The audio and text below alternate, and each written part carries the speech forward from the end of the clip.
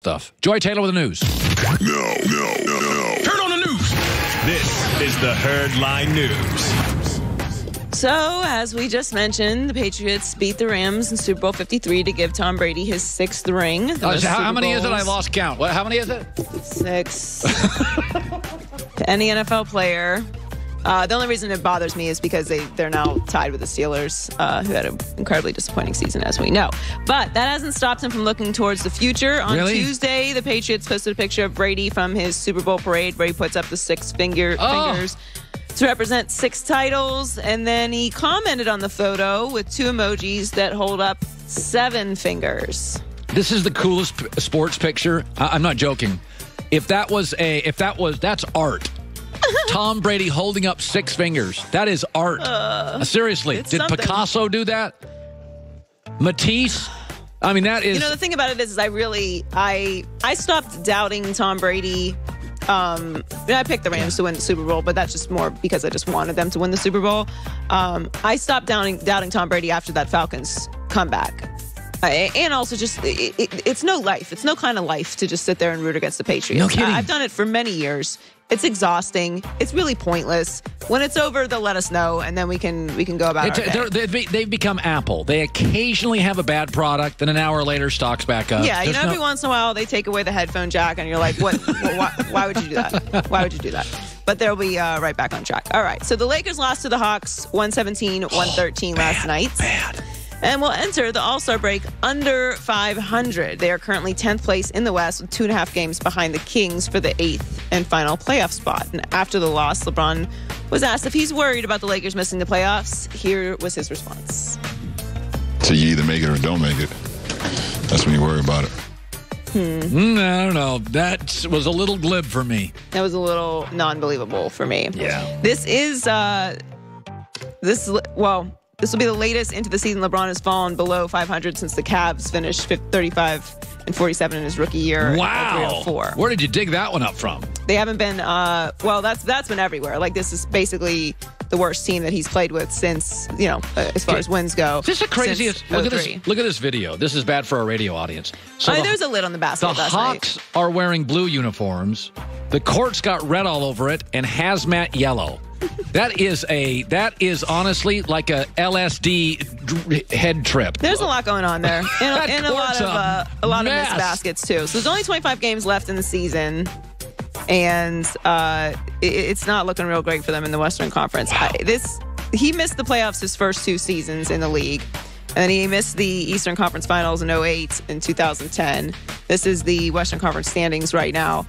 I gotta say, I did not think going into this year that there were any real expectations on LeBron as far as him making the finals or even making the Western Conference Finals. But I will say, if they miss the playoffs... Oh, that's bad. Or if they get wiped in the first round of the playoffs... It's not good. Here's the thing. He's played his entire career in the Eastern Conference, so the narrative is going to be, whether we like it or not, there's going to be some people saying, well, he did have all that success, and as soon as he came to the West, what happens? There's not going to be a lot of excuses in this situation. So even though there weren't a lot of expectations, that's not going to be a good look for him. So while he's saying he's not going to worry about it until it happens, I'm pretty sure that is on the back burner. Finally, the Cardinals and new head coach Cliff Kingsbury have the first pick in the 2019 NFL draft, and Kyler Murray decided to pursue a career in the NFL. So there's been a lot of speculation that Kingsbury will want to draft Murray and move on from Josh Rosen, who is the last year's first-round pick for the Cardinals. However, on Tuesday, Kingsbury clarified that he is committed to their second-year quarterback. Our feelings towards Josh haven't waned or changed or anything. I get we have the first pick, and so there's going to be a million scenarios over the next 3 months they're going to come up. But no, Josh is our guy.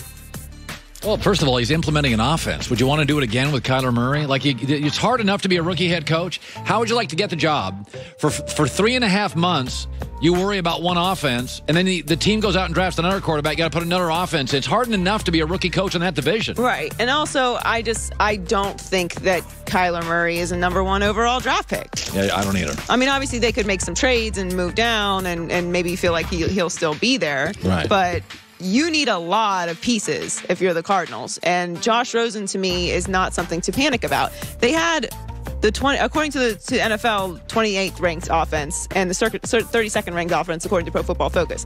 Offensive line. Their offensive line was terrible. It's old, unathletic. It is now become first or second worst O-line in the league. Right. Like, they had a terrible offensive line. That's very hard for a rookie quarterback to navigate. Yeah. So get some pieces, get some skill pieces around him, build your offense around him, and give him an opportunity. Everyone thought that Jared Goff was a bust. He just played in the Super Bowl. Good point. Maybe just give it, maybe just like one more year. And by the way, Jared Goff had a defensive head coach. Then he got an offensive guy and looked way better. Isn't that funny how it works? Yes, it is funny how it works. And it was just like, not panic. You know, I just thought of something crazy.